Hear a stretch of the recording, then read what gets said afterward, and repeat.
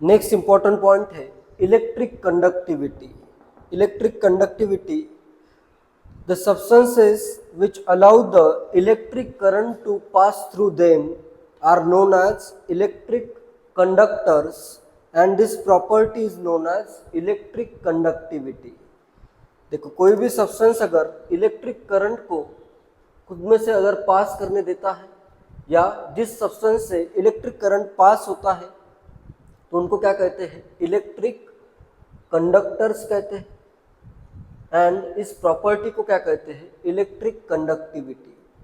On the basis of electric conductivity there are two types of substances. दो type के substance है अपने पास। कौन कौन से हैं? एक तो जिसमें से इलेक्ट्रिक करंट पास हो सकता है, और दूसरा क्या होगा? इस टाइप का भी सब्सटेंस हो सकता है जिसमें इलेक्ट्रिक करंट पास नहीं होता है। तो नेक्स्ट है अपने पास on the basis substance which allow the, पहले देखते हैं इलेक्ट्रिक कंडक्टिविटी क्या है। Substance which allow the electric current to pass through them are called electric conductors, and this property is called electric conductivity. On the basis of electric conductivity substances are of two types, non conductors and conductors. दो type के substance होंगे, एक तो है अपना non conductor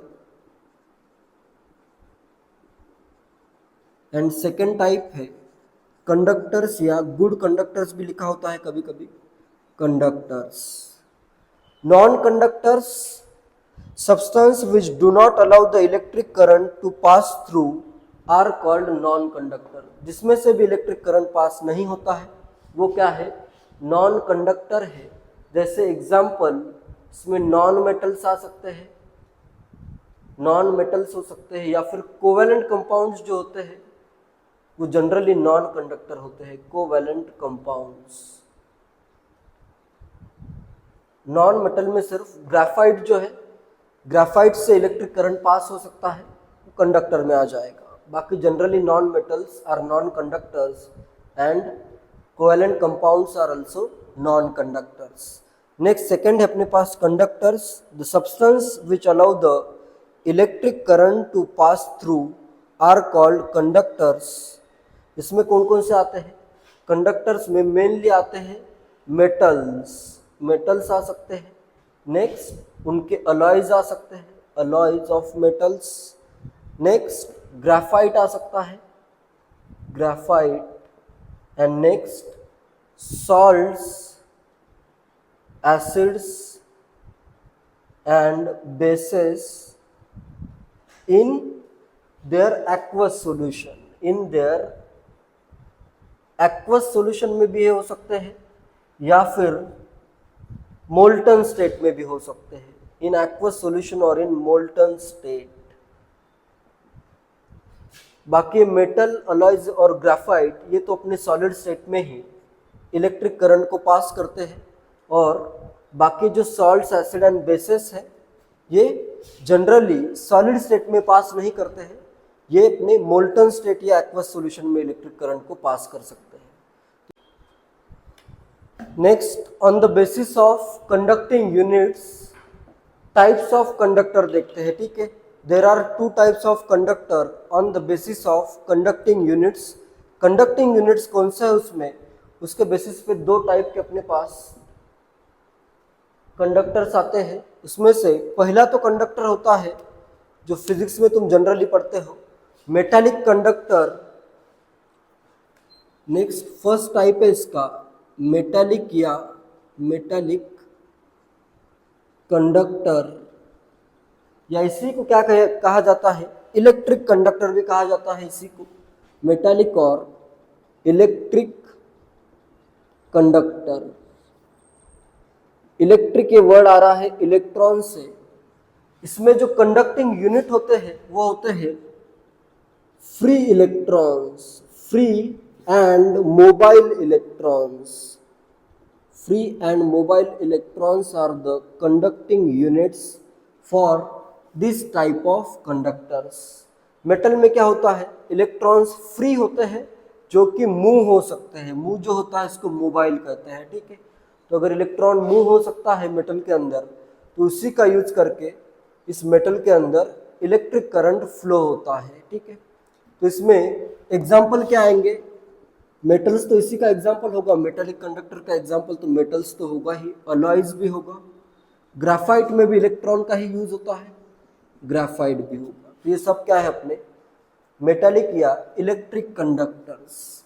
next second type है इसमें आयनिक conductor और इलेक्ट्रोलिटिक कंडक्टर। आयनिक कंडक्टर कह सकता हूं मैं इसको, या फिर इलेक्ट्रोलिटिक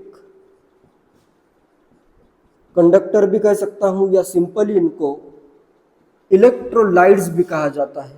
सिंपल वर्ड्स में इनको इलेक्ट्रोलाइट्स भी कहा जाता है। तो इनमें अभी कंडक्टिंग यूनिट्स कौन से होंगे, इलेक्ट्रोलाइट्स आयनिक कंडक्टर है, ये आयनिक नेम में ही लिखा हुआ है, आयन है इसमें। तो इनमें कंडक्टिंग यूनिट्स होते हैं positive and negatively charged ions. Conducting units for this type of conduction of electricity are positive and negatively charged ions. Positive और निगेटिवली चार्ज, जैसे इसमें रहेंगे कैटायंस एंड एनायंस।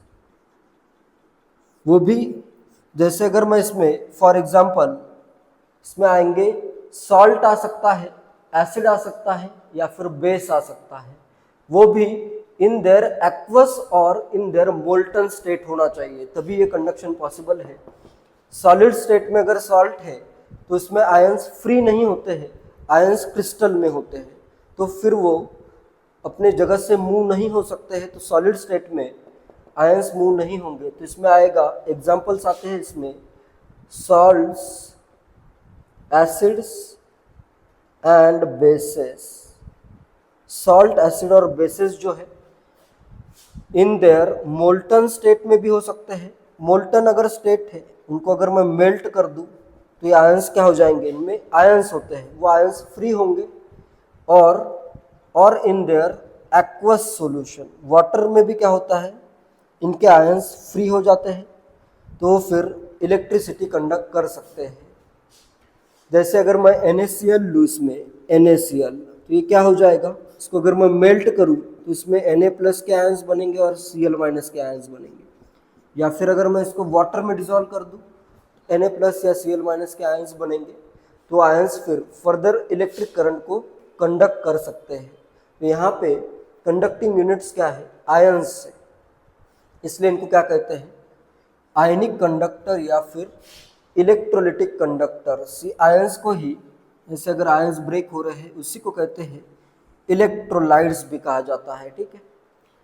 ये दोनों टाइप्स इंपॉर्टेंट है, मेनली ये वाला टाइप ज़्यादा इंपॉर्टेंट है केमिस्ट्री में सेकंड टाइप ज़्यादा इंपॉर्टेंट है। नेक्स्ट एक टर्म आता है ionization.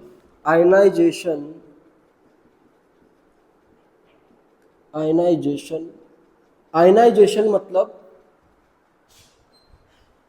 the process in which molecules of acids, bases and salts when melted or dissolved in water dissociate into ions is called ionization.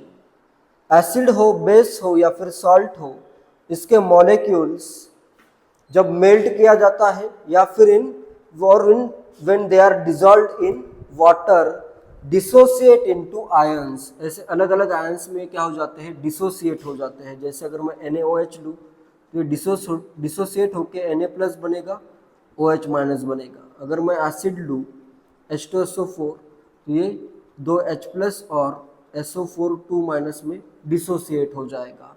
इसी process को कहते हैं आयनाइजेशन। ये टर्म भी याद रखो, आयनाइजेशन।